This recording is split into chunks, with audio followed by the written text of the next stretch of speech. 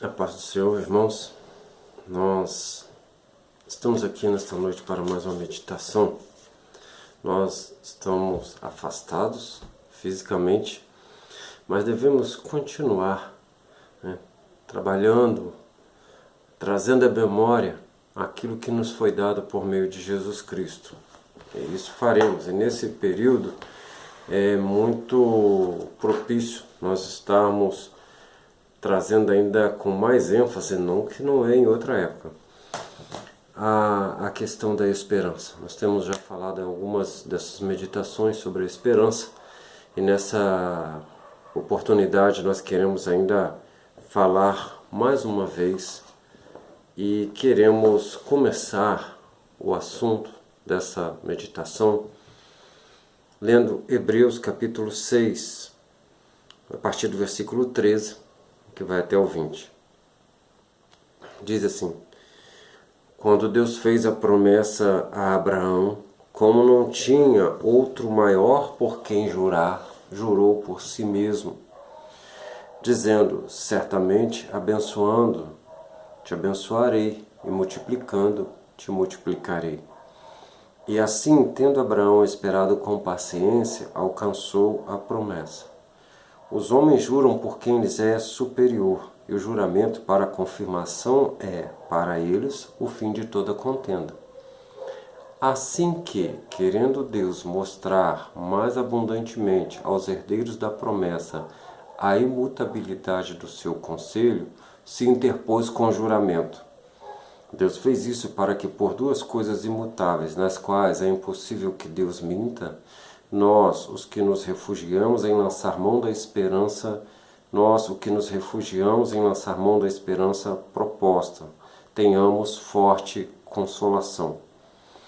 Temos essa consolação como âncora da alma, segura e firme, e que penetra até o interior do véu, aonde Jesus, como precursor, entrou por nós, feito sumo sacerdote para sempre, segundo a ordem de Melquisedeque. Um texto que por si só não carece explicações, tamanha profundidade que ele nos inspira pela fé. Que Deus possa nos abrir o entendimento. Vamos orar então, pedindo a Deus esse entendimento. Santo Deus, mais uma vez humildemente pedimos ao Senhor entendimento para que a Tua palavra produza em nós aquilo para o que o Senhor a enviou. Senhor Deus, estamos vivendo uma profusão de animadores que tentam nos fazer ter esperança a partir do ser humano, a partir de nós mesmos. Mas isso não é possível, isso não é verdade, isso não vai produzir. Mas, Senhor Deus, essa certeza que muitos enganadores têm saído, os quais a palavra do Senhor chama-os de anticristos, não atrapalhe, Senhor Deus, também o nosso coração de receber o que por meio do Espírito Santo nos é dado. A Tua palavra diz, da boca do próprio Jesus no ministério terreno, dizendo que enviaria outro Consolador, e esse falaria daquilo que viu na presença do Pai, que é o Espírito Santo e que é Deus que habita em nós. E é esse trabalho que nós queremos dentro da nossa mente, dentro da nossa alma e nas nossas atitudes e nas nossas palavras, de tal forma que nós entendamos a Tua palavra assim, Senhor Deus, tão claramente como quando o autor recebeu a inspiração do Espírito Santo para escrever. Então agora abre o nosso entendimento para entender o escrito, Senhor Deus, e aplicar aos nossos corações de tal forma como uma vacina, que a gente possa então estar vivendo no meio desse perigo todo que nós vivemos, sem perder o norte, sem perder a firmeza, porque nós estamos vacinados pela Tua palavra, que a Tua palavra dentro de nós produz essa força interior, esse poder do Senhor aplicado no homem interior, na interioridade nossa, para que nós possamos vencer. e permanecer no caminho da vitória até o grande dia de Jesus Cristo. Nós cremos na nossa salvação por meio de Jesus Cristo. Ajuda-nos a nos manter no caminho dos salvos. Ajuda-nos, Senhor Deus, a não sermos enganados e nem nós mesmos nos enganar. Ajuda-nos, Senhor Deus, a sermos aqueles que, quando o Filho do Homem voltar, vai encontrar ainda na mesma fé aqui na terra, para estar com o Senhor para sempre. É a nossa oração. Oramos pedindo ao Senhor e agradecendo já por tudo quanto o Senhor nos deu. Se nós estamos aqui e se nós estamos podendo nos comunicar, atribuímos isso ao poder do Senhor em nos ajudar, em nos fortalecer e nos dar meios. Nós te agradecemos por tudo, em nome de Jesus. Amém. Irmãos,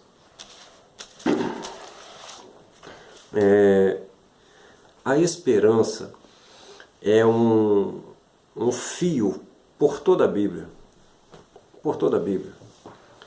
Mesmo no Velho Testamento, há uma nota de esperança, até nos livros mais tristes, por exemplo, como no livro do profeta Jeremias, há uma nota de esperança. Lamentações de Jeremias, a nota de esperança. Ele tem certeza de que ele ainda vai poder gozar da alegria do Senhor. Mesmo no meio da dor, Jó diz que ele vai ver o seu Senhor ainda. E assim nós vamos encontrar notas de esperança baseadas numa certeza que só pode vir da parte de Deus. O próprio Jesus, caminhando em direção à morte, ele diz: eu vou e vou voltar. Olha, eu vou ressuscitar ao terceiro dia e vou adiante de vocês para Galiléia. Olha que interessante essa esperança baseada no lugar certo. Então, o autor vai deixar bem claro que a nossa esperança não é baseada na nossa construção biológica ou mental, mas diz aqui que Deus, que é todo-poderoso, ele fala assim: olha, abençoando te abençoarei, ou seja, eu vou fazer a partir de mim, multiplicando te multiplicarei. Ou seja, Abraão não entendeu, não teria como entender nesse dia, ele só creu, mas Deus iria fazer a multiplicação dele de uma tal forma que ele não conseguiria entender. Biológico, a gente explica, mas é muito mais do que biológico, muito mais do que isso, tá? Então, a Bíblia diz que Abraão, com paciência, alcançou a promessa. E a esperança, ela é precedida por essa paciência, pela perseverança, tá? Então, a promessa ela é precedida por essa paciência, perseverança, que são baseadas na esperança de que a promessa é uma realidade. A promessa não é algo assim vazio. Então, aqui a Bíblia diz que Deus, querendo mostrar mais abundantemente aos herdeiros da promessa a imutabilidade do seu conselho, se interpôs com juramento. Deus próprio se obrigou. Ele falou: olha, estou fazendo isso. Tá? E é impossível que Deus minta, né? A sua fidelidade e o seu poder. Com certeza nós vamos ter que entender que Deus não minta. Na sua fidelidade ele não mente, na sua imutabilidade ele não mente. Então nós vamos ter aí forte consolação. E a palavra diz que a nossa consolação é como âncora da alma, segura e firme além do véu, onde Cristo, como nosso precursor, entrou. Ou seja, precursor é aquele que vai na frente. Então ele está lá para nos garantir que ele percorreu o caminho e que ele está nos ensinando, nos deixou a Bíblia aí para que nós venhamos também fazer a mesma coisa nesse caminho. Ele é o Salvador e nós vamos percorrer o caminho dele, que é o da salvação. Irmãos, a esperança, ela capacitou a Abraão tornar-se o nosso pai da fé. Um texto que eu gosto muito, Romanos 4,18, vai falar de Abraão desse jeito. Vai falar que ele, Abraão, em esperança, creu contra a esperança que seria feito pai de muitas nações, conforme lhe foi dado pelo Senhor a sua promessa. E assim será a sua descendência, mesmo que ele não tinha nada que lhe mostrasse que ele seria feito pai de uma multidão. Então a Bíblia diz que em esperança, por causa do que cria, Abraão creu contra o que estava vendo, porque ele cria na promessa. Irmãos, e essa mesma esperança também nos mostra que ela é necessária à salvação. Ela é um elemento que compõe a nossa salvação. Romanos 8:24 vai dizer: pois nessa esperança somos salvos, mas a esperança que se vê não é esperança. Quem espera algo por algo que já tem? Então nós hoje somos salvos, mas ainda não se completou aquilo que havemos de ser. Nós somos filhos de Deus, mas ainda não é manifestado aquilo que havemos de ser. Então nós já vivemos hoje a prova do que vamos ser, mas não a totalidade. Então por isso que essa esperança ela é comprovada pela presença do Deus vivo, dono da vida em nós. Por isso que Ele nos deu o Espírito. Ele nos dá a prova, um momento, uma experiência com aquilo que é a totalidade. Tá? Então é muito importante nós lembrarmos isso aqui. E confiarmos e andarmos pelo que está escrito. As Escrituras são a fonte dessa esperança. Está em Romanos 15:4. Pois tudo o que outrora foi escrito, para nosso ensino foi escrito, para que pela paciência e consolação das Escrituras tenhamos esperança. E é interessante que a paciência é você esperar o desenrolar das coisas, pois você crê que Deus está no controle. Entregou a Ele, pode estar certo que está no controle. Mas é interessante essa consolação das Escrituras. Nós temos a certeza pelo Espírito Santo, mas você só recebe o Espírito Santo trabalhando em você porque você recebe a veracidade das Escrituras. E as Escrituras estão aí compostas de tal jeito para que nós observemos o mover de Deus na história da redenção. Deus redimindo o homem. E Ele caminha com esse homem na chamada história humana para redimir o homem. Então, e Ele próprio entra na história em carne, na pessoa de Jesus Cristo, para mostrar ao homem o direito que Deus tem de redimir a raça humana. Por isso que Ele toma a nossa natureza sobre si, Ele assume a nossa natureza sem pecado dele, mas assume os nossos pecados para cravá-los ali na cruz do Calvário. Então, e derramar o seu sangue remidou. Então, a Escritura nos mostra isso, e mostra o grande amor de Deus por um período onde os seres humanos têm as promessas e não andam segundo as promessas. E a Bíblia vai mostrando como que Deus vai ter que agir, a forma como Deus vai ter que agir com mão de ferro mesmo com o seu povo, mas mostra também o quanto Ele é brando, o quanto ele não leva ao extermínio, e ao mesmo tempo como que Ele sabe lidar com os que lhe obedecem e com aqueles que não lhe obedecem. Então, que em tudo nós possamos aprender esse carinho de Deus para com as nossas vidas.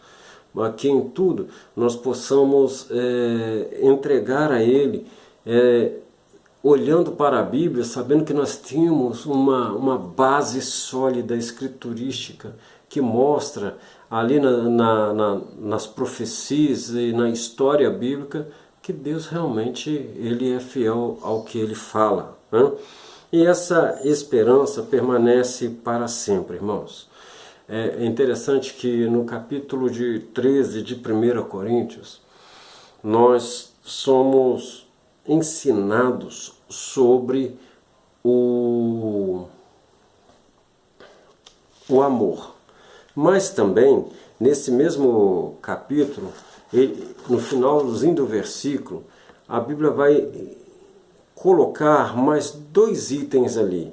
E ele vai dizer assim: agora, capítulo 13, versículo 13 de 1 Coríntios. Agora permanecem estes 3, a fé, a esperança e o amor. Mas o maior destes é o amor. Se você levar ao extremo, em direção à eternidade, quando Jesus voltar, então vai se cumprir um versículo que diz: olha, a esperança que se vê não é esperança, porque aquilo que se alguém vê, como esperará?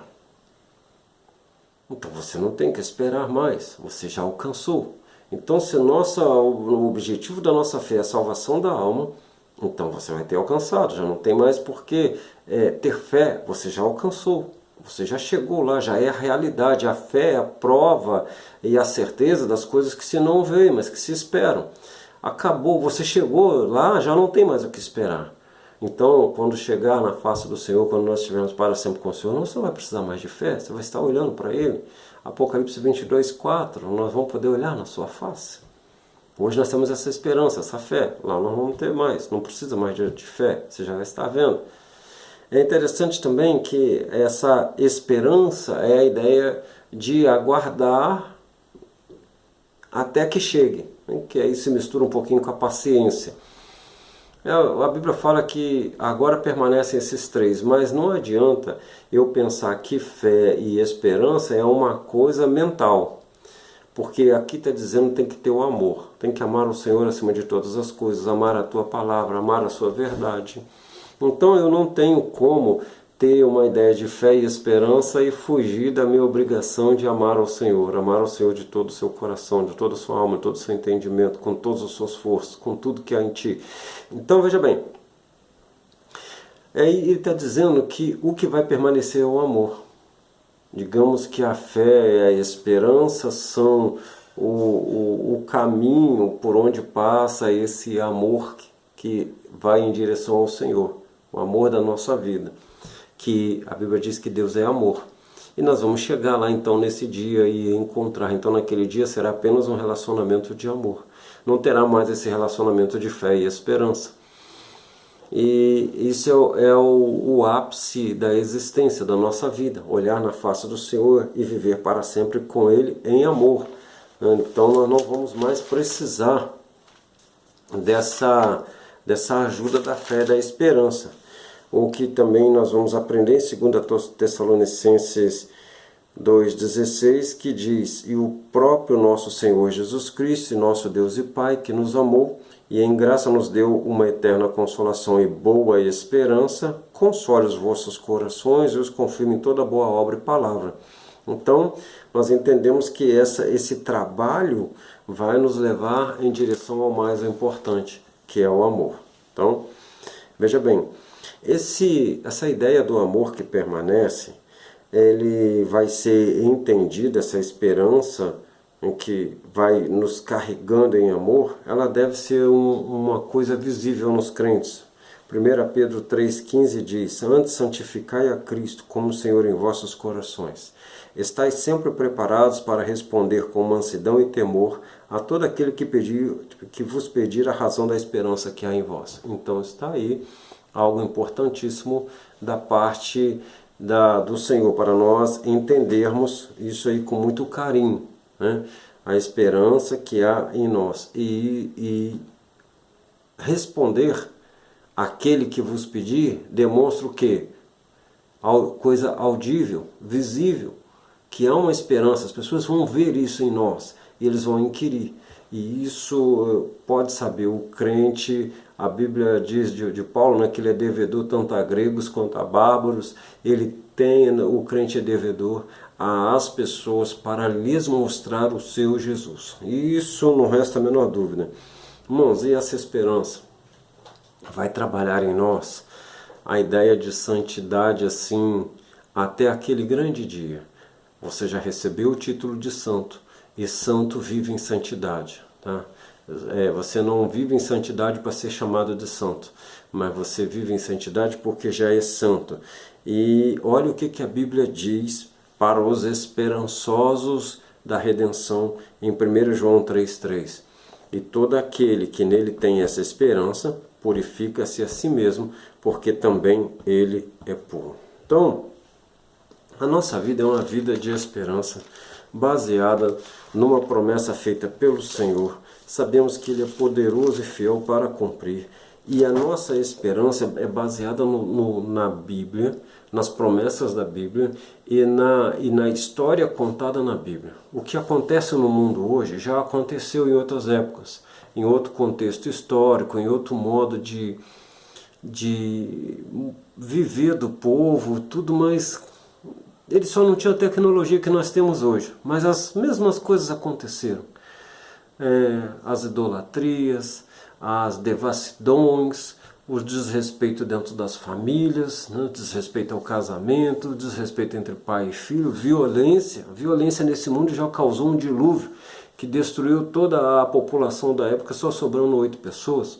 Então você imagina que nós hoje acho que ainda não vivemos uma violência igual daqueles dias, tão concentrada na população como um todo. Então,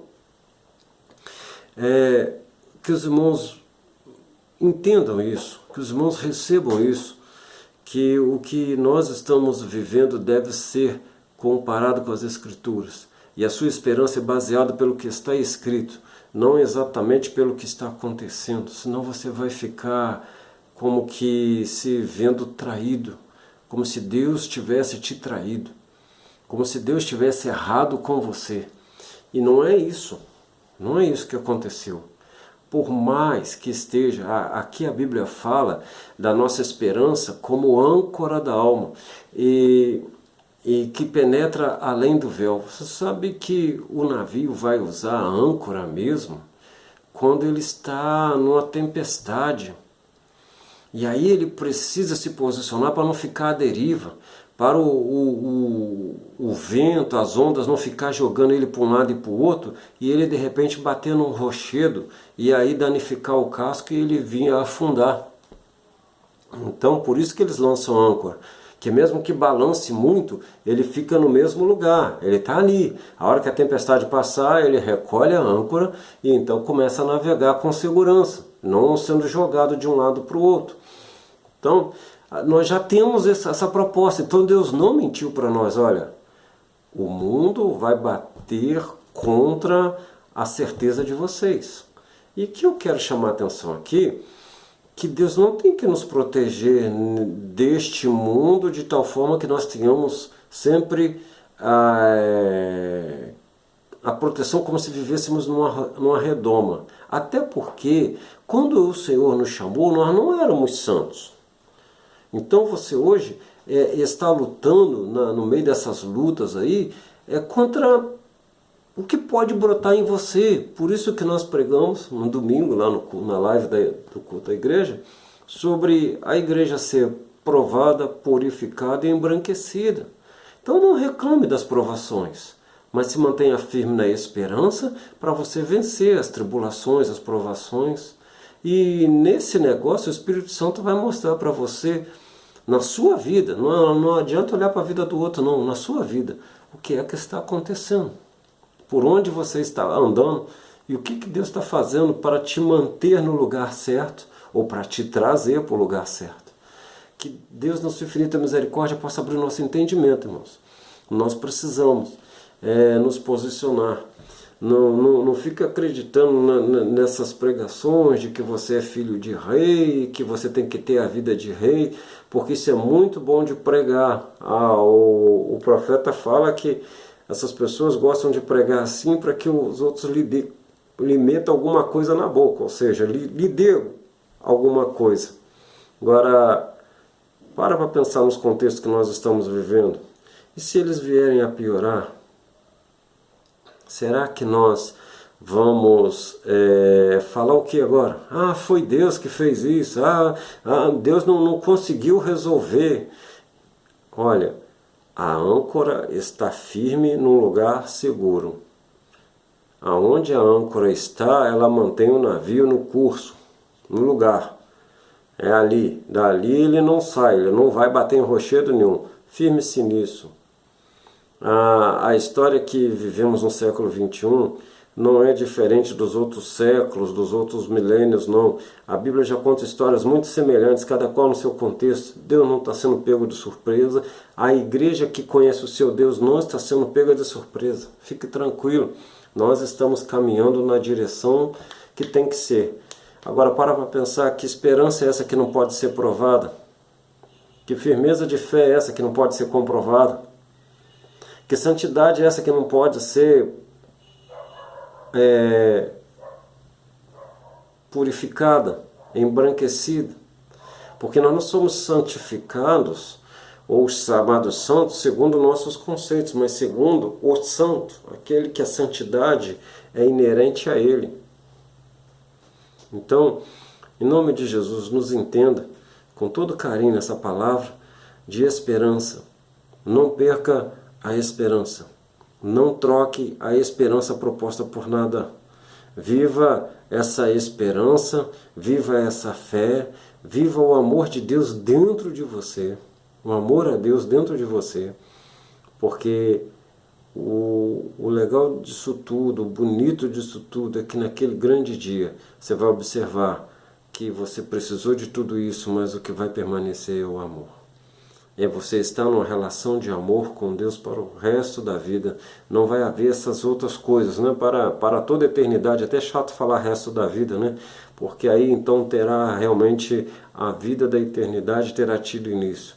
Hoje nós vivemos uma amostra dela, porque nós sabemos que a vida eterna está dentro de nós. Mas nós ainda somos, apesar de termos a vida eterna dentro de nós, o nosso corpo ainda não é imortal. Lembra disso? Que nós falamos aqui há uns dias. A nossa vida, nosso corpo não é imortal. O nosso corpo ainda pode morrer. Mas a nossa alma, salva em Jesus Cristo, não morre mais. Mas aquele dia, quando o Senhor voltar, isso que é mortal será revestido da imortalidade, né? O corruptível corpo será revestido da incorruptibilidade. Né? Então nós podemos até cantar uma musiquinha para a morte, né? Onde está a morte, o teu aguilhão? Né? Você perdeu tudo, suas ferramentas ficaram inúteis comigo. Então nós atingiremos, nós receberemos a imortalidade do corpo. Porque seremos ressuscitados em corpo glorificado que nunca mais provará a morte. Mas hoje nós já vivemos a beleza da vida eterna da alma. Irmãos, esse mundo vive falando de depressão, porque essas pessoas eles sonham, né? Lá na escola eles sonham que vão ser isso e vão ser aquilo, mas não tem lugar para todo mundo. E nós olhamos assim, quando nós recebemos a beleza da fé, a gente fala assim, meu Deus, a vida eterna é algo tão tremendo. Mas eu vou ter que esperar ainda, eu vou ter que esperar. Mas que legal também é você saber que lá tem lugar para todo mundo. Para todo mundo. Viva essa beleza. Não para chorar o que está acontecendo hoje, não. Não para ficar reclamando, não. Fala assim, Senhor, eu te agradeço, eu te dou glórias. Eu creio em tudo. Irmãos, inclusive eu creio na sua provisão. E fique sabendo que provisão de Deus é uma coisa tão interessante. Uma vez eu vi um pastor pregar. Ele falou, fui velho, fui jovem, né? Fui moço e agora sou velho. Eu nunca vi um justo mendigar o pão. É interessante essa ideia dele. Ele explicou isso, eu não sei de onde ele tirou isso, é até interessante. Que o justo ele não mendiga porque na casa de Deus, na casa onde se reúne, né, o grupo ali dos justos ali, não falta pão não. Não falta pão não, pode não ter riqueza, mas não falta pão. Porque todos são filhos, todos são irmãos em Cristo. Então não falta, não falta, com certeza não falta. Você pode não querer, mas falar que falta, não falta. Então é muito importante nós entendermos isso na questão da provisão, porque Deus provê. Se nós formos reclamar de tantas coisas que nós queríamos que fosse do nosso jeito, mas que no final das contas chegou até nós, ainda que nós não tenhamos domínio sobre essa forma de chegar, mas chegou e atendeu. E isso mostra o quanto Deus é tremendo no modo de lidar nessa questão da esperança. Ele deixa a gente como que, ele fala com Israel, olha, eu deixei vocês no deserto para te provar, para conhecer o seu coração. Essa é a vida do crente, sabia? Essa é a vida do crente. E aí você vai conhecendo o quilate do amor seu, né? A purificação do ouro, né? Que a pureza do ouro é medida nessa aquilatagem, nesse modo de limpar. E que você entenda isso. Que você entenda isso. E receba da parte do Senhor tudo que se pode receber nesse tempo. E sabendo que isso vai te fortalecer, te dar esperança para que você esteja de pé diante dele naquele grande dia, que você vai poder se alegrar e ver que você vai trocar isso tudo, fé e esperança, pela presença, pela consumação todo esse conhecimento bíblico que você está tendo agora por meio da fé, você vai trocar pela visão, pela experiência de estar na frente dele que te ensinou todas essas coisas. Que Deus nos abençoe, em nome de Jesus Cristo, para todos sempre. Amém.